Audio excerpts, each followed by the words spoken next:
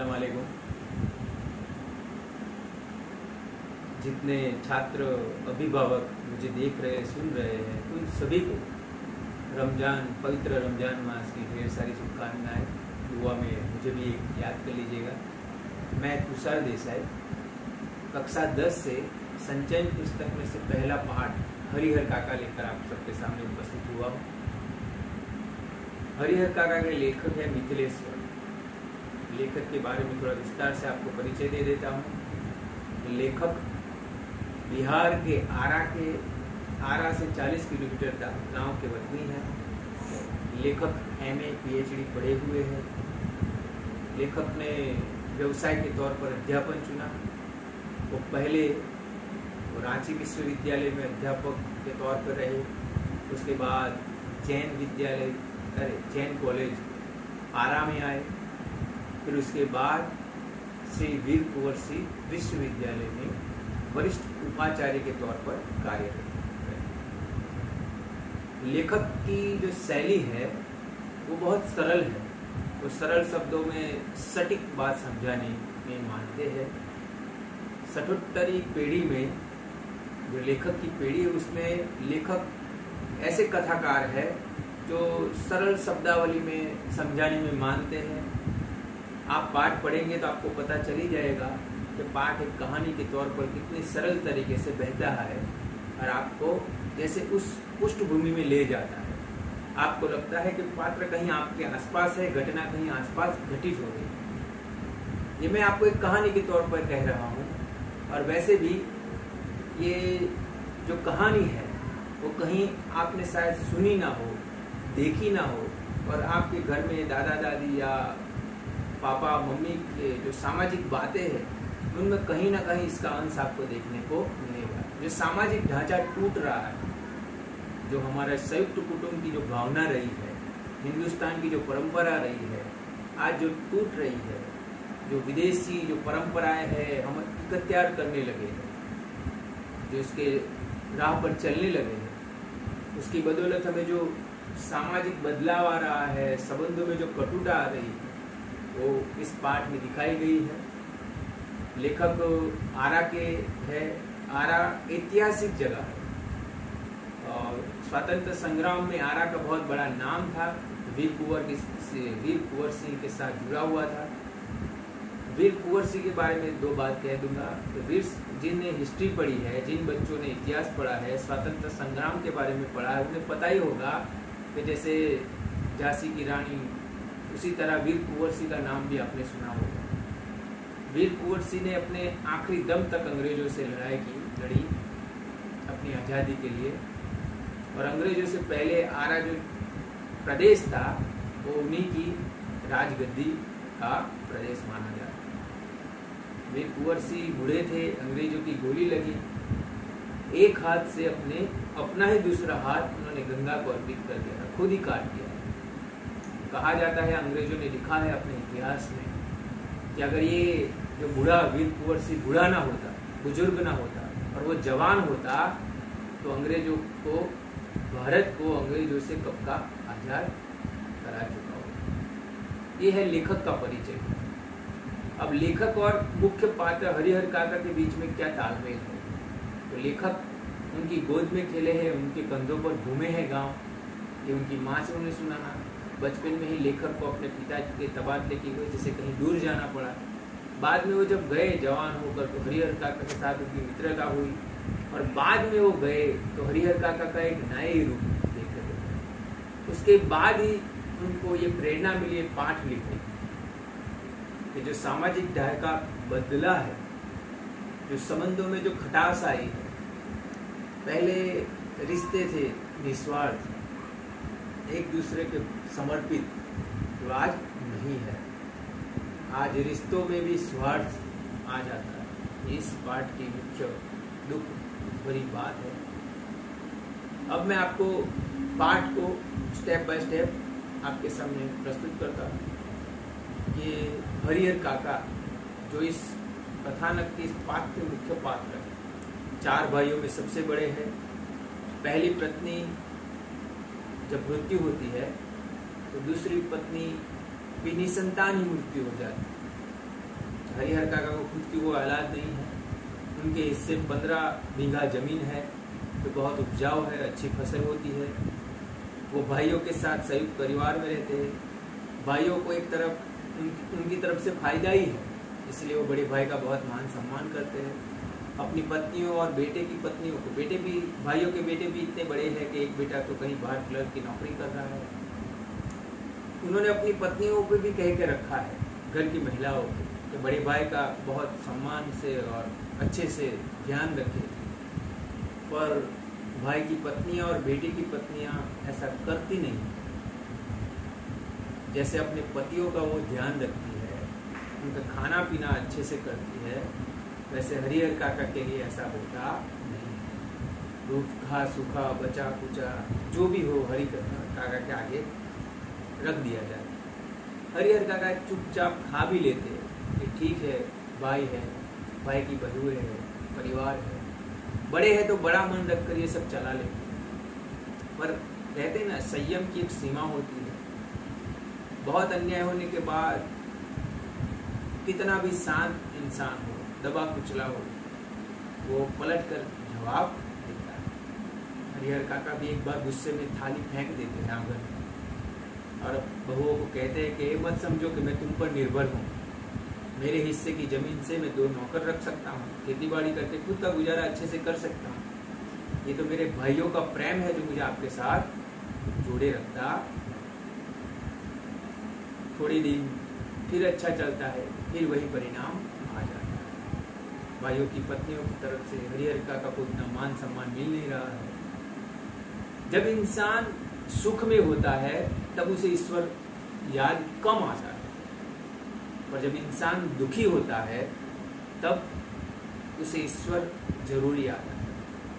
तो एक छोटा सा गांव है, उसमें महत्वपूर्ण कुछ खास है नहीं। गांव का पादर है, गांव का तालाब है और एक ठाकुर बाड़ी है, ईश्वरीय जगह मंदिर।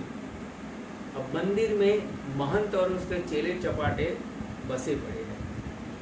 अब महंत कहने को तो पुजारी है, पंडित है, पर भगवान के नाम पर हर अच्छे बुरे प्रसंग पर गांव वालों से थोड़ा थोड़ा दान लेकर मंदिर के नाम पर बहुत सारी जमीन इकट्ठा कर लेता है। उनसे खेती बाड़ी करके जो संपन्न बन जाता है और मंदिर ठाकुरवाड़ी के नाम से जाना जाता है। अब पूरे गांव की आस्था वही है कि गांव में कुछ भी अच्छा हो, बच्चा हो या कुछ भी शुभ प्रसंग हो, ठाकुरवाड़ी को चढ़ावा चढ़ाया जाता। इसी तरह महंत और उनके चेले चपाटों का काम चलता है। घर वालों से निराश होकर हरिहर काका ठाकुरवाड़ी की तरफ रुख करते हैं। वो ठाकुरवाड़ी की बार बार मुलाकात लेते हैं। महंत भी धीरे धीरे समझ जाता है कि हरिहर काका को अपने कुटुंब के परिवार से मोह भंग हुआ है। वो उसका फायदा उठाना चाहता है। वो अपने चेले चपाटों को कह देता है कि हरिहर काका का कुछ ज्यादा ही खान पान और आराम का बंदोबस्त रखा जाए। अब पूरा दिन हरिहर काका ठाकुरबाड़ी में रहते हैं। अब गांव में 2 जुट बनते हैं।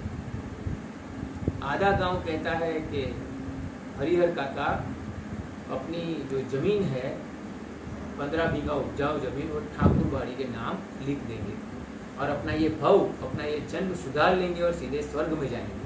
वो स्वर्ग की सीढ़ी है कि मंदिर को वो डोनेट कर देंगे। दूसरा एक वर्ग कहता है कि नहीं, उनके छोटे भाइयों ने उन्हें बाप जैसा सम्मान दिया है, उनके बच्चों ने उन्हें पिता जैसा दर्जा दिया है, तो जमीन पर हक उनके परिवार का बनता है। और एक तीसरा वर्ग भी है जो अपने जितनी जुबान उतनी बातें करता है और अफवाह को कोई पैर नहीं होती, वो हवा में उड़ता है, तैरता है। पूरे धीरे धीरे ये बात हरिहर काका के भाइयों को, हरिहर काका के भाइयों की जो टिप्पणियां है वो महंत को कानों कान जहर भरने का काम करती है।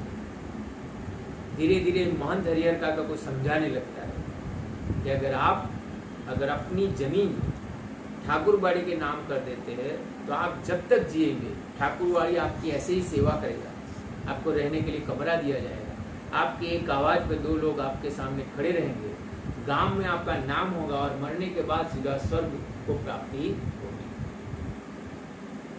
हरिहर काका को समझ नहीं आ रहा था। वो दो हिस्सों में बटे थे। एक तरफ एक धार्मिक इंसान है जिसकी आस्था जुड़ी है ठाकुरवाड़ी के साथ, जो परिवार से ठेस पहुंचा हुआ, दुखी हुआ वो इंसान है, और दूसरी तरफ उसके सामने उनके भाई है जो उसके आज तक बहुत सम्मान पिता की नजर से देखते हैं। एक दिन ऐसा होता है कि महंत बहला फुसला को वही रात उन्हें रख लेता है। वो जब ठाकुरवाड़ी में लेने जाते हैं तो महंत उन्हें कह देता है कि आज उनका जी अच्छा नहीं है, वो यही रहेंगे। उस पूरी रात वो भाई उनके सो नहीं पाते, इसलिए नहीं कि उन्हें हरिहर काका की चिंता है, प्रेम है, वो इसलिए कि उन्हें डर है कि कहीं जो इनके हिस्से आने वाली हरिहर काका की जायदाद जमीन कहीं ठाकुरवाड़ी के हिस्से न चली जाए। इधर दोनों तरफ डर पैदा हो गया, गांव वालों को अफवाह बढ़ जाती है। एक बार महंत बहुत प्यार से समझाता है, नहीं समझाते हैं तो मारपीट करके हरिहर काका को बंदी बना लिया जाता है। उनसे पूरे कागज पर अंगूठा लगा लिया जाता है। भाइयों को पता चलता है, भाई पुलिस को रिश्वत देकर ठाकुरबाड़ी खुलवाते हैं, उन्हें चेले चपाटों से छुड़वाते हैं। तो देखा गया कि एक कमरे में हरिहर काका मुंह पर हाथ बंधे हैं, पैर बंधे हैं। भाई उनके ले आते हैं, उन्हें बहुत ध्यान रखते हैं। अब भाइयों को ये डर है कि कहीं फिर से महंत के आदमी कोई ऐसा काम ना करे या फिर हरिहर काका को ले ना जाए, फुसला के फिर से जमीन उनके नाम ना करवा ले। और उन्हें ये भी डर है कि कहीं कागज पर अंगूठा ले लिया होगा, पूरे कागज पर, तो वो भी चाहते हैं हरिहर काका उनके नाम जमीन कर। पर हरिहर काका उम्र में बड़े हैं और तजुर्बे में सबसे आगे है। वो समझते हैं और उनके सामने गांव के आसपास के ऐसे बहुत सारे ऐसे किस्से हैं जहां जिन्होंने अपनी जमीन जीते जी अपने बेटों के नाम, भाइयों के नाम या ठाकुरबाड़ी के नाम कर दी थी, उनका जीना जीवन दुश्वार हो गया। भाई अब और डरने लगते हैं और उन्होंने भी वही रास्ता अपनाया जो किसने अपनाया था, महंत ने अपनाया। उन्होंने भी ठाकुर काका से मारपीट की और जबरन अंगूठा लगवाया। अब बीच में महंत आता है, भाई आते हैं, अब इन सब में पुलिस आती है। अब परिणाम ये होता है कि ना जमीन उनके हिस्से जाती है, ना जमीन उनके हिस्से जाते हैं। दो पार्टियां एक दूसरे के सामने तोहमत लगाती है, लड़ती है। अब लेखक इन दौरान जब भी आते थे वो हरिहर काका से बहुत सारी बातें करते थे। हरिहर काका उन्हें बहुत किस्से सुनाते थे दोस्तों के जरिए। अब जब आखिरी बार जब ये आते हैं तो देखते हैं कि हरिहर काका उन्हें देखकर भी अनदेखा कर देते हैं। वो कोई बोलने की सूझ में नहीं है, एक ही तरफ तकते रहते हैं। मतलब उनकी आस्था का जो स्थान था ठाकुरबाड़ी, जहाँ उन्हें लगता था कि सबसे धार्मिक स्थान है, आस्था का स्थान है, बुराई से दूर है, उनके सामने बहुत घिनौना कृत्य किया जाता है। उसके सामने वो अपने भाई जिससे सबसे ज्यादा प्यार करते थे, उन्हें लगता था कि मेरा अगर कोई ज्यादा सम्मान करने वाले है तो मेरे भाई है। उन्होंने भी महंत जैसा ही किया।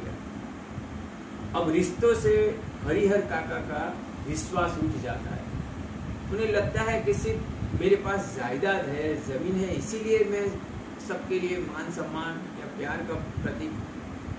अगर जमीन ना हो तो मैं किसी के लिए कुछ भी नहीं।